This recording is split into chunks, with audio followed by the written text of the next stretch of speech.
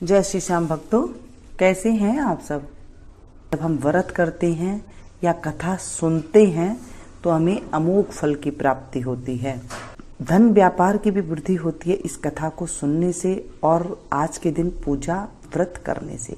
अगर आप व्रत नहीं कर सकते हैं तो सिर्फ कथा सुन लेते हैं तो भी आपको फल की प्राप्ति होती है, क्योंकि देवाधिदेव महादेव को पता है कि हम अपने दिल से ये काम कर रहे हैं तो वो हमें सुख की प्राप्ति देते हैं। मंदिर जा सकते हैं तो ठीक है, नहीं तो घर पे आप पूजा कर सकते हैं।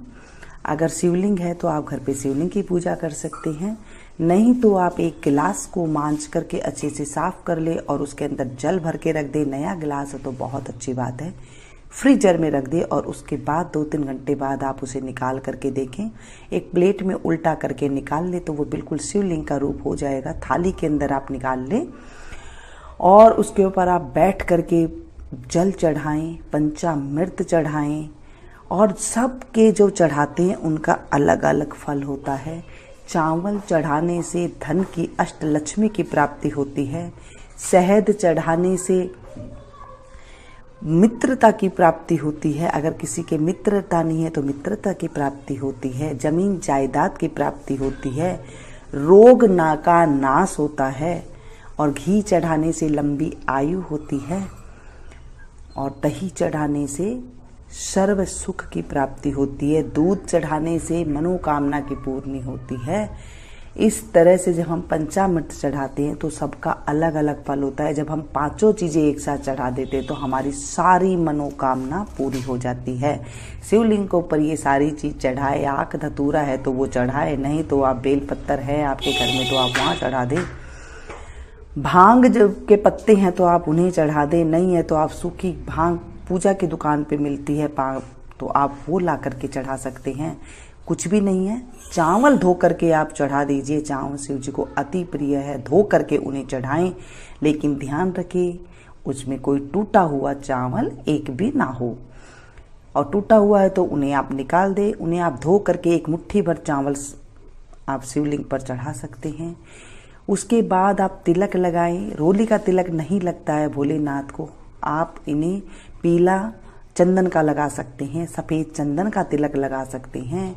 स्नान कराने के बाद आप उन्हें इत्र लगा सकते हैं किसी फूल में या फिर किसी रुई पे, या फिर ऐसे ही आप चढ़ा दें, इत्र चढ़ा सकते हैं आप। उसके बाद आप इन पर फल चढ़ा सकते हैं। जो चालीसा है शिव चालीसा वो पढ़ सकते हैं, रुद्राष्टकम पढ़ सकते हैं। हर चीज पढ़ने का भी बहुत ज्यादा महत्व होता है। जब आप शिव चालीसा पढ़ते हैं तो भगवान भोलेनाथ अति प्रिय है भोलेनाथ को शिव चालीसा, तो आप वो पढ़ें, शिव की महिमा पढ़ें, शिव रुद्राष्टक पढ़ें, शिव पुराण पढ़ें। जो आपसे पढ़ा जाता है आप पढ़ सकते हैं। ऐसा नहीं कि आपको सभी कुछ एक साथ पढ़ना है, जो आपका मन करे आप इसे पढ़ें। जितना आपका टाइम हो आप उसका करें, नहीं तो आप सिर्फ नमः शिवाय का जाप कर सकते हैं और जाप करते करते आप इन्हें चढ़ाएं। अगर कुछ नहीं आता है तो आप सिर्फ ये जाप करके ये सारी चीज चढ़ाएं और उसके बाद आप कथा सुने। घर में सह परिवार अगर बैठ के कथा सुनते हैं तो बहुत अच्छी बात है। सारों के साथ आप बैठ करके भगवान शिव की कथा सुने और उन्हें धूप दीप कपूर से उसके बाद उनकी आरती करें।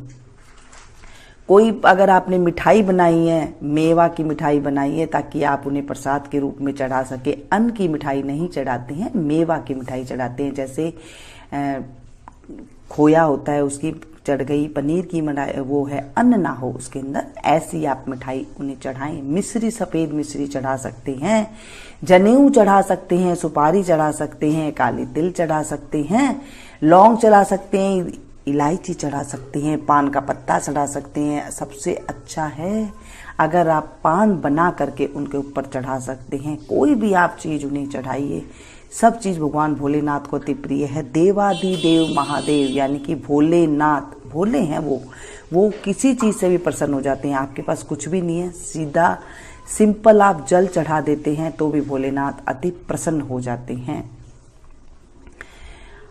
उसके बाद आप कहानी सुने तो हाथ में चावल के दाने ले लें और थोड़ा सा आप गुड़ ले लें हाथ में और उसके बाद आप कथा करें। बैठ करके आराम से कथा करें और कथा के बीच में बोलना नहीं चाहिए, उठना नहीं चाहिए। जब आपने ये पूजा शुरू करी है उसके बाद आप बोले बिल्कुल भी ना और कथा को आप अच्छे से श्रवण करें। तो कथा इस प्रकार से है। बोलिए भोलेनाथ भगवान की जय, देवादिदेव महादेव की जय।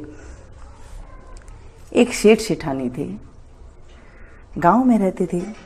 उनके पास सब सुख था, खूब पैसे वाले थे, खूब धन दौलत से सुखी थे वो। लेकिन वो बहुत दुखी रहते थे इतना सुख होने के बाद भी, क्योंकि उनकी कोई संतान नहीं थी, पुत्र संतान नहीं थी।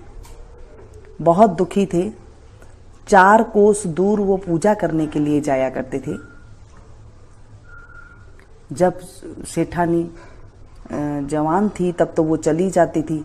धीरे धीरे उनकी तबीयत खराब रहने लग गई, क्योंकि वो 4 कोस दूर जाकर के पे पूजा करके आते महादेव जी की, और उसके बाद आके घर का उन्हें काम करना पड़ता था। तो धीरे धीरे उनको जैसे उम्र बढ़ने लगी तो वो थकने लगी, और वो कहने लगी कि देखो जी, आप एक बहू ले आओ तो मेरा थोड़ा सुख हो जाए, कि वो काम वगे कर लें और मैं भगवान भोलेनाथ को अच्छे से पूजा कर आऊं। अब मुझसे काम नहीं होता है।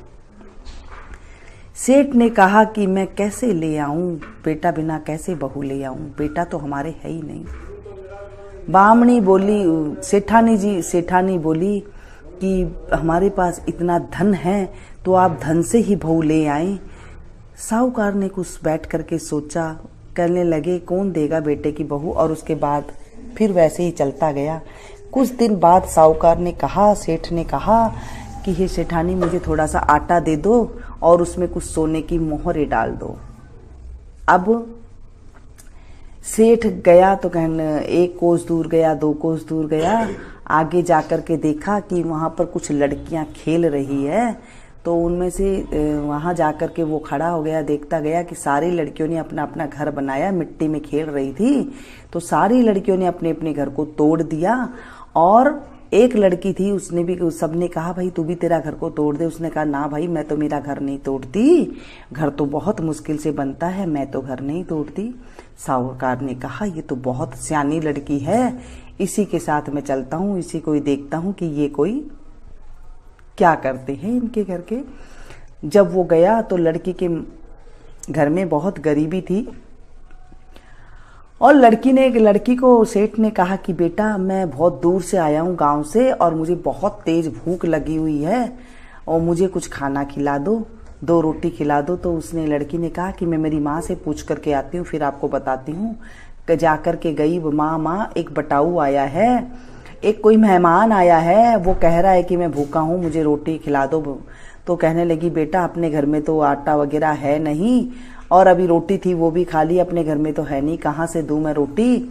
इतनी देर में सेठ ने कहा कि लड़की आई, तो सेठ ने कहा बेटा मेरे पास आटा है, तुम ये, मैं किसी के घर का खाता नहीं हूँ, ये आटा ले जा और इसे लेकिन छान लेना, और मुझे इसी आटे की रोटी बना करके दे देना। लड़की आटा लेकर के चली गई, माँ से कहा माँ इसे छान लेना। माँ ने जब छाना तो उसमें काफी सारी मोहरें निकली, सोने की मोहरें निकली। तो लड़की की माँ ने सोचा अरे इतनी सारी मोहरें है। इतनी देर में लड़के के पिता भी आ गए कि इतनी मोहरें जब आटे में ही हैं, तो उन्होंने आटा को, मोहरें ले जाकर लड़की को दिया और बोला जा उस बटाऊ को दिया। जब लेकर के गई तो उन्होंने कहा, सेठ जी ने, कि नहीं मेरे तो घर में बहुत धन संपत्ति है, हमारे तो बहुत है, तुम ही रख लो, इधर उधर रख देते हैं हम तो। उन्होंने सोचा कितने पैसे वाले हैं। लड़की की माँ ने रोटी बना करके साहूकार को जब खिलाई, उसे लड़की के पिता ने पूछा आप कहाँ जा रहे हो, बुरा ना मानो तो मैं पूछूं। उन्हें कहा भाई मैं तो मेरा बेटे के लिए रिश्ता ढूंढने जा रहा हूँ, कोई लड़की अच्छी सी मिल जाए तो मैं ब्याह कर दूं, ब्याह रोपने जा रहा हूँ। तो साहूकार ने सीधा बोला कि भाई आप ब्याह रोपने जा रहे हो, मेरी लड़की अगर आपको पसंद है तो आप ब्याह कर लें, रोप दे, ब्याह पक्का कर दे। तो सेठ जी को तो यही उम्मीद थी, उन्होंने फटाफट से हाँ भर दी। लेकिन उन्होंने कहा कि मेरा हाँ भर के और थोड़े से रुपया वगैरह दे करके, नारियल वगैरह दे करके ब्याह का जो है पक्का करके आ गया। अब घर में आके उदास बैठ गया। सेठानी बोली उदास क्यों बैठे करते हैं, अब वो ब्याह कैसे करेंगे। इतने में बेटे को, पिता को भी ये हो गया कि कहीं वो जवाब भी कुछ नहीं आ रहा है, कहीं पूछे तो सही कि ब्याह कब करेंगे, कैसे करेंगे। तो उन्हें भेजा कि भाई अब कैसे ब्याह कब करेंगे, कैसे करेंगे, आप करो। तो लड़के के पिता ने कहा भाई मैं तो इसलिए आपसे नहीं बात कर रहा हूँ क्योंकि मेरा बेटा काशी जी पढ़ने गया है, अगर जल्दी है तो हम कांडा से शादी करेंगे। तो उन्होंने कहा हाँ आप कर लो। लड़की के पिता ने कहा हाँ हम खांडे से ब्याह कर लेंगे। तो उन्होंने खांडा रख करके बेटे का ब्याह कर दिया, फेरा हो गए। अब बहू आ गई तो सारा काम छमछम करके सारा दिन करती रही काम। अब सेठानी को सुख हो गया। बहू से कहा था बहू चौका की जब आँच खत्म हो जाए तो दिए की आँच मत खत्म होने देना, और दिए की खत्म हो जाए तो चौके की आँच जो है मत खत्म होने देना। एक दिन दोनों आँच खत्म हो गई, बुझ गई, तो वो गई पड़ोसन के पास, भागी भागी, पड़ोसन मुझे आँच दे दे। उसने कहा तू कौन है? कहने लगी मैं तो इनकी बहू हूँ। कहते बहू? इनके कहाँ से बहू आ गई? इनके तो बेटा ही नहीं है तो तू इनकी बहू कहाँ से आ गई? कहने लगी नहीं मेरा तो पति जो है काशी जी पढ़ने गए हुए हैं। कहते हैं अच्छा। फिर उससे कुछ देर बात करी और उसके बाद बोली तुझे बता कितने कोठे की चाबी दे रखी है? उसने कहा 6 कोठे की चाबी दे रखी है। कहते बहू होती तो तुझे 7वें कोठे की चाबी ना देते? कहने लगी हाँ। आई और अपने जो गहने कपड़े थे उतार करके बैठ गई, छमछम करती जो फिर रही थी, आज वो एकदम सिंपल साड़ी में आकर के बैठ गई। और आई सास ससुर तो खाना मांगा तो उन्हें वो जली सी खिचड़ी बना करके दे दी। सासु ससुरा बोले बेटा बहू आज तो जो है खिचड़ी अलूणी है। कहने लगी मैं तो सदा की अलूणी हूँ। बहू आज तो खिचड़ी जली हुई है, मैं तो सदा की जली बड़ी हूँ। और इस तरह कह दी। तो सेठ सेठानी सोचे कि आज तो पड़ोसन की हवा लग गई, आज तो पड़ोसन की सीख लग गई है बहू को। कहते पड़ोसन की क्या सीख लगे, अगर आप मुझे बहू मानते हो ना तो मुझे 6 कोठे की चाबी दे रखी, 7वें कोठे की चाबी क्यों नहीं दे रखी? तो उन्होंने कहा नहीं बेटा उसमें तो कुछ भी नहीं है, कूड़ा कबाड़ा है, ये ले ले तेरी चाबी, ये पकड़ो। उनको हमें क्या करना है, तू ही इस घर की मालिकनी है, ये ले चाबी ले ले। और उन्हें चाबी दे दिया। दूसरे दिन फटाफट काम करके बैठ गई कि कब सासु ससुर जाए और मैं कब 7वां कोठे की चाबी खोल करके देखूं। दूसरे दिन सासु ससुर भगवान को सींचने गए तो पीछे ऊपर भागी, फटाफट के ताला खोल के देखी तो देखते ही अचंबा करने लग गई। शिव पार्वती बैठे हैं और केला पीपल तुलसा उग रही है, नदी बह रही है और एक छोटा सा कंवर पूजा कर रहा है, बहुत सुंदर सा कंवर लड़का पूजा कर रहा है। बोले तू कौन? बोला मैं तेरा पति। बोला मेरा पति तो काशी जी पढ़ने गया है। बोले नहीं मैं पहले आ जाता हूँ और 1 महीना पहले बैठ करके मैं यहाँ पूजा पाठ करता हूँ और उसके बाद मैं फिर आता हूँ। तो वो फटाफट भागी भागी सारे कपड़े पहने, गहना गुट्ठी पहनी और छमछम करती सारा काम कर लिया घर का और फटाफट भोजन बनाए, अच्छे से अच्छे प्रकार के भोजन बनाए और उधर उधर घूमती फिरे कि कब सासु ससुर आए, कब मैं बात करूं। सासु ससुर आए, बोले आओ सासू जी जो निकालूं। बोली बहू थके आ रहे हैं। ससुरा ने कहा नहीं निकलवा ले, नहीं तो ये फिर से बिचर जाएगी, गुस्सा हो जाएगी। सासू बैठ करके जुएं निकलवाने लगी। तो जुएं निकलवाने के बैठी तो उसने कहा कि सासू जी आप कहाँ जाते हो? उन्होंने कहा बेटा हम तो शिव पार्वती सींचने जाते हैं, यहाँ से 4 कोस दूर है। कैसा माँ जी शिव पार्वती तो अपने घर में है। कहने लगी बहू घर में छोड़ गांव में ही नहीं है। क्या चलो मैं दिखाऊं आगे आगे बहू, पीछे पीछे सासू। ससुर ऊपर भागे भागे गए, जाके देखें तो शिव पार्वती बैठे हैं, केला पीपल तुलसा उग रही है और एक सुंदर सा लड़का पूजा कर रहा है। बोला तू कौन? बोले मैं तेरा बेटा। क्या मेरा तो कोई बेटा ही नहीं है, तू कहाँ से आया? नहीं भगवान की कृपा से आपको बेटा मिला है, भोलेनाथ की कृपा से आपको उन्होंने प्रसन्न होकर के बेटा दिया है और ये आपका पूजा का फल है। तो कहने लगी बेटा मैं मान जाऊंगी, ये मान जाएगी, लेकिन दुनिया कैसे मानेगी, मेरे रिश्तेदार कैसे मानेंगे? दूसरे दिन वो चिंता में बैठी थी, कहने लगे कि चलो लोहे की आंगी पहन लो। सारे गांव में ढिंडोरा पिटवा दिया कि मेरा बेटा है। लोहे की आंगी पैर करके नदी के इस पार माँ खड़ी हो गई, उस पार बेटा खड़ा हो गया। लोहे की आंगी में से दूध की धार बेटे के मुंह में चली गई। सारे लोग ने मान लिया कि हाँ ये इसका बेटा ही है। सारे नगरी में हिला फिरा दिया कि सब कोई भोलेनाथ की पूजा करना, भोलेनाथ की पूजा करने से कोई भी आदमी के कोई दुख नहीं होती, तकलीफ नहीं होती। जिन्हें बेटा नहीं होता उन्हें बेटा मिलता है, जिन्हें संतान नहीं होती उन्हें संतान मिलती है। सुहागन महिला का सुहाग अमर रहता है, कंवारी लड़की को मनभावन पति मिलता है, जिसकी जो मनोकामना होती सारी पूरी होती है। निर्धन को धनी बना देते हैं, अंधे को आंख देते हैं। ऐसे हैं मेरे देवादिदेव महादेव। घर में आई छमछम करके खूब अच्छी तरह से रहने लगी। उनके सुपात्र बहू आती है, जिन्होंने ये कथा सुनते हैं, करते हैं, भोलेनाथ की सेवा करते हैं, उनके घर में सुपात्र बहू आती है। हे देवादिदेव महादेव, हे भोलेनाथ, हे शंभुनाथ, आज हमने आपकी कथा का स्मरण किया है और इस कथा को जो कहे, सुने, सुनावे और जो हुंकारा भरे, उनकी सारी मनोकामना पूरी करना, उन्हें घर में सुख शांति देना और उनके बिल्कुल अच्छी बहू देना, उन्हें कहने सुनने वाली बहू, जो समझदार बहू हो, उनके घर में उनका आगमन करना, घर में बेटा पोता देना और घर में सुख शांति देना। इस तरह भोलेनाथ की कथा सुननी चाहिए। उसके बाद भोलेनाथ से क्षमा याचना जरूर मांगनी चाहिए। एक बिंदाई जी की कहानी जरूर सुननी चाहिए, क्योंकि बिंदाई जी की कहानी सुनने के बाद नहीं सुने तो सारी चीज अधूरी रह जाती है। बिंदाई जी की एक छोटी सी कथा कहेंगे हम, जो कि बहुत ही ज्यादा सिंपल सी है। एक छोटा सा लड़का था, वो निकल करके घर से बाहर चला गया। कहने लगा मैं तो गणेश जी से मिलने जा रहा हूँ। सबने समझाया नहीं, निकल करके जंगल में चला गया। गणेश जी ने सोचा कि ये मेरे नाम से निकला है, अगर मैं इसकी सहायता नहीं करूंगा तो मुझे कलयुग में कौन मानेगा। तो भगवान जी एक आदमी का रूप धर कर आए और बोलने लगे कि बेटा तो कहाँ जा रहा है। कहने मैं गणेश जी से मिलने जा रहा हूँ। कहने लगा मैं ही गणेश जी हूँ। कहने लगे अच्छा तो मांग, तुझे क्या चाहिए। लड़के ने कहा, गणेश जी अपने रूप में आ गए और उसने दर्शन दे दिए। और लड़के ने कहा कि मुझे तो मांगना नहीं आता है। कहने लगा जो तेरे को मांगना है वो मांग ले।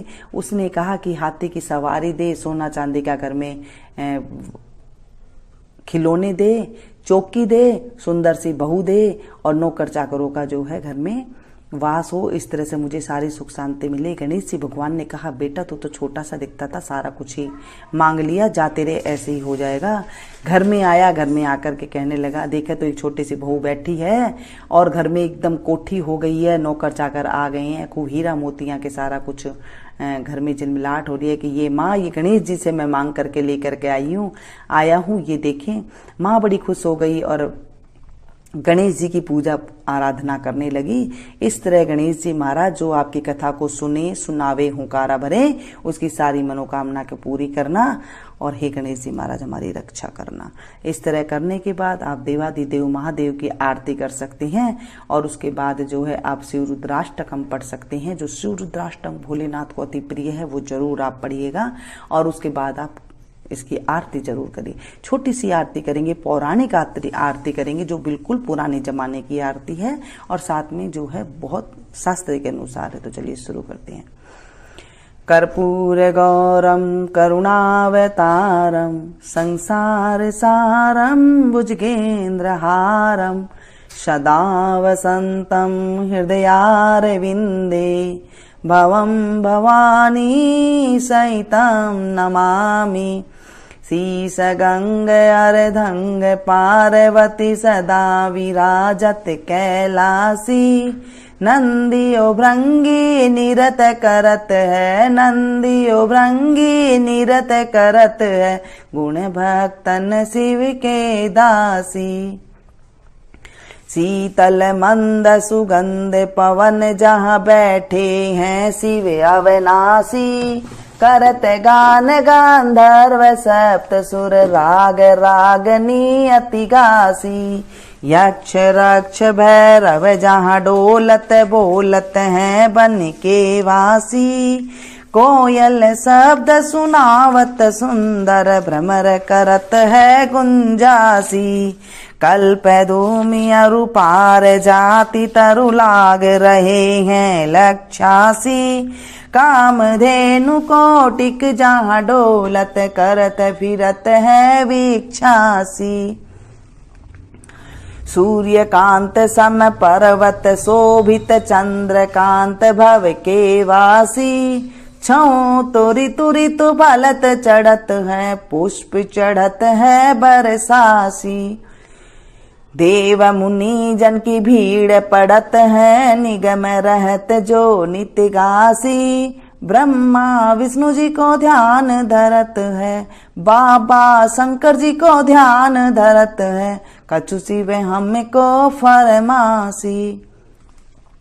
रिद्ध सिद्धि के दाता शंकर सदानंदित सुख राशि। जिनको सुमिरन सेवा करता, भोले जी को सुमिरन पूजा करता, छूट जाए यम की फांसी। त्रिशूल धर जी को ध्यान निरंतर मना लगाई कर जोगासी। दूर करो विपदा शिव तन की, कष्ट हरो व्याधा मोरे मन की। जन्म जन्म शिव पद पासी, कैलासी काशी के वासी बाबा अविनाशी। मेरी सुध लीजो सेवक जान सदा चरणन को, पायक जान हरि दर्शन को, अपनो ज्ञान कृपा कीजो। आप तो प्रभु जी सदा सयानी बाबा व गुण मेरो सब ढकियो।